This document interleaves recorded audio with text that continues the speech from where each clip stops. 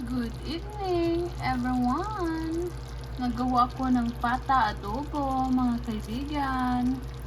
Ay, bago ko lang pala ito na ito, pata adobo.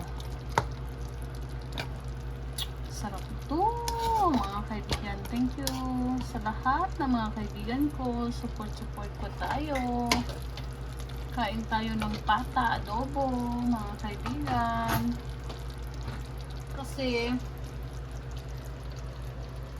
hindi ako masyadong marunong magluto ng tawag dito, mga iba-ibang putahe, kaya ang adobo na lang ako, patang adobo, pork pata adobo, pork patang adobo. Lagyan natin ng sabaw. Masarap siya kung may sabaw.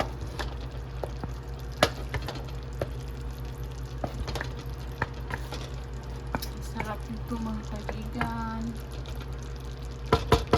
Thank you for watching. See you in my next video. Bye for now.